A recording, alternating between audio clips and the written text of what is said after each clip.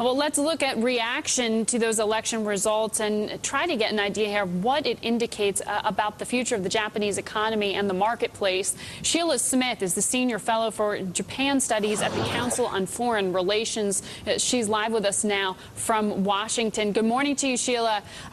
This election result keeps getting billed as historic. How much of a seismic shift is it truly?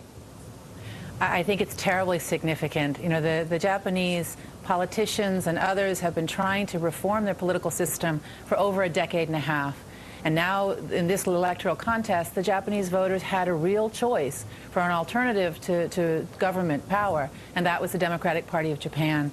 I think what's really interesting is the Japanese voters not only voted for the DPJ, but they overwhelmingly voted for the DPJ. So they came in with now 308 seats of a 480-seat parliament. That means that they will be with us now for 3 or 4 years. They'll have some traction on a lot of their reforms. And I think that suggests that the Japanese voter was really ready for something different. And now, we saw that editorial by Yukio Hatoyama in the New York Times. He hadn't necessarily been known in the Western world really previous to this, though he comes from a very politically involved family in Japan. In reading through that editorial, there were some real surprises for the investment community, including comments saying it's no exaggeration to say that the global economy has damaged traditional economic activities and destroyed local communities. Those sound like very strong words and perhaps an indication of where he intends to take Japanese economic policy, no? That's right, and I think that language is something we should be watching very carefully, both in the private sector as well as the Obama administration. Japan has struggled in the 1990s, of course, with a recession that was protracted, but also coming more closely, Japan has struggled very hard with this idea of what kind of economic reform really suits the Japanese economy.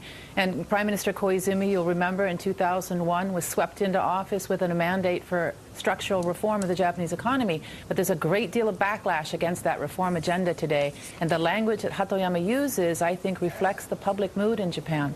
Now, interestingly, Japan's sort of sandwiched here with China on the one side, threatening them in terms of beating them in economic growth forecasts, right? And then you look over here to the U.S., where you're getting this sense from this editorial that there's a certain amount of desire to distance from the United States. I mean, where is Japan situated here?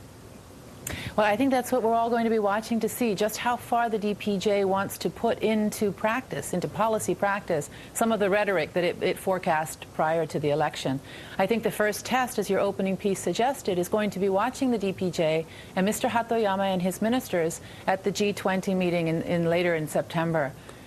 Earlier than that, though, we should get a fairly clear signal from the DPJ when it selects its cabinet. Mr. Hatoyama will be voted in as Japan's prime minister in an extraordinary session of the Diet on the 14th of September, and within a day or two expect him to announce his cabinet lineup. Who fills the position of finance minister, who fills the position of foreign minister.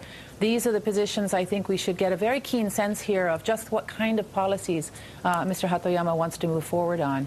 Were you surprised to see how specific, or to hear how specific some of those policy indications were in this editorial? I mean, I was surprised, as were many in the currency markets, by saying Hatoyama saying that we should aspire to move towards a regional currency integration as a natural extension of the rapid economic growth within Asia. He's advocating a single currency here.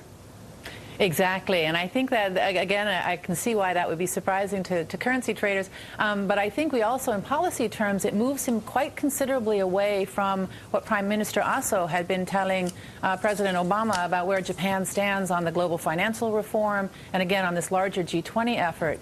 I think it's important here to remember that Hatoyama and his cabinet will first and foremost have to satisfy Japanese voters. He has put forward a new subsidy plan, a new stimulus plan, that really relies on tax cuts and transfer payments. He'll be focused very much on trying to generate domestic-oriented growth, and he's looking to the Japanese consumers to do that for Japan. But more broadly, he really does locate Japan's economic future in a regional association in Northeast and broader East Asia. All right, Sheila Smith of the Council on Foreign Relations, thank you so much for putting those historic election results into context for us.